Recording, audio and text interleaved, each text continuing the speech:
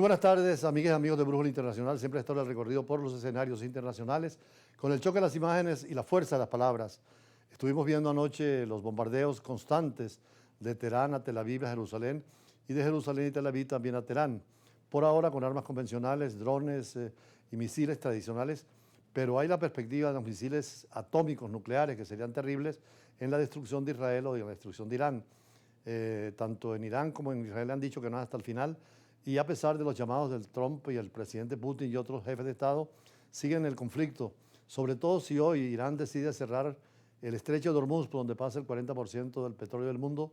Podría la guerra inmediatamente pasar de ser binacional a local, regional e incluso mundial, porque las potencias tienen interés que el mundo del petróleo siga funcionando, y de cerrarse el estrecho de Hormuz, que está entre Irán y los Emiratos Árabes Unidos, entre el mundo árabe y el mundo persa, por eso se llama el Golfo Arábico-Pérsico, podría ser muy complicado. Además, es posible que Israel tenga armas nucleares y un misil en 10 minutos pueda llevar bombas atómicas a Teherán. Pero Teherán también, aunque no ha anunciado el control total del átomo militar, podría tener misiles con uranio empobrecido que hacen daño también en Israel. De hecho, Irán tiene un gran ejército, fue el que venció a Saddam Hussein en una guerra de 8 años, y además es un país 40 veces más grande que Israel, con un ejército profesional. Pero Israel tiene tecnología, robots e inteligencia artificial, y la guerra la ha tecnificado. Por eso el mundo está pendiente de lo que pueda pasar, sobre todo después que ayer el presidente Trump salió en forma precipitada de la reunión que tenía con las grandes economías del mundo para ir precisamente a los escenarios, a Washington, y manejar la situación. El presidente de Estados Unidos, como decíamos, Donald Trump, abandonó prematuramente la cumbre del G7, que son unas grandes economías. Estaban reunidos en Canadá, donde mostró más involucrado en el conflicto entre Israel e Irán, e incluso llevó a evacuar a Teherán. Es decir, el presidente Trump ha dicho que los habitantes de Teherán se vayan de la capital porque vendrán armas muy destructivas. Esto es gravísimo porque además en Irán hay contradicciones y una fuerza política de oposición y de gobierno, en donde hay, desde que los ayatoles hicieron la revolución, una fuerte crítica al gobierno centralizando todo el poder. Mientras que Israel, por supuesto, también tiene sus problemas políticos, pero tiene el respaldo de Estados Unidos. Y los árabes, que temen también, son sunitas, islamistas, que no son chiitas como Irán, siempre han tenido confrontación con Irán. Pero ahora no se sabe cuáles son las actitudes de Rusia, de China, cuál va a ser finalmente Estados Unidos, y si la guerra va a seguir o podemos conversar, como están llamando al Consejo de Seguridad. Veamos. El presidente de Estados Unidos, Donald Trump, abandonó prematuramente la noche del lunes la cumbre del G7 en Canadá. La Casa Blanca informó que el mandatario se retiraría de la cumbre un día antes de lo previsto por la crisis entre su aliado Israel e Irán. Tuvimos simplemente una relación realmente genial con todos y es muy agradable. Desearía poder quedarme para mañana, pero ellos entienden, esto es algo importante. Después de un día de reuniones con líderes del Grupo de los 7 en las rocosas de Kananaskis, Trump recurrió a su red Truth Social para respaldar a Israel y lanzar una alerta para la evacuación de Teherán. Antes del anuncio de su partida prematura, Trump aseguró en términos vagos que se firmará un acuerdo sobre el conflicto entre Irán e Israel.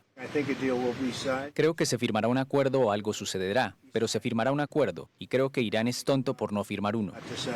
En repetidas ocasiones el mandatario estadounidense ha declinado decir si Estados Unidos participará de la ofensiva militar de Israel, pero asegura que no estuvo involucrado en los bombardeos iniciales que el ejército israelí lanzó el viernes sobre instalaciones militares y nucleares iraníes, a los que la República Islámica respondió con su propia andanada de ataques con drones y misiles. El presidente francés Emmanuel Macron estimó que forzar un cambio de régimen en Irán sería un error estratégico y pidió cesar los ataques contra los civiles iraníes e israelíes.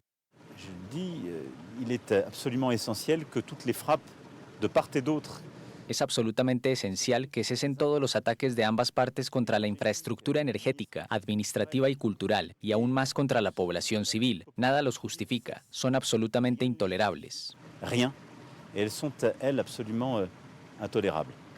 Los líderes del G7, bloque conformado por Alemania, Reino Unido, Canadá, Estados Unidos, Francia, Italia y Japón, emitieron el lunes una declaración conjunta en la que piden una desescalada de tensiones en Oriente Medio, incluido un alto el fuego en Gaza, al tiempo que subrayan que Israel tiene derecho a defenderse en la creciente crisis militar con Irán. De manera inusual, Japón, que tiene relaciones históricas con Irán, se ha distanciado de sus aliados occidentales y es la única nación del G7 que ha criticado a Israel por esta guerra. Como decía el presidente francés Macron, rien ne justifie, nada justifica una guerra como esta, donde hay muchas víctimas y destrucción de daños materiales. Además, el peligro, que como decíamos, de ser una guerra regional, donde el petróleo ya ha sufrido las consecuencias al elevarse el precio y de cerrarse el estrecho de Hormuz, seguiría 300 o 400 dólares el barril, 10 o 15 veces más que el precio actual.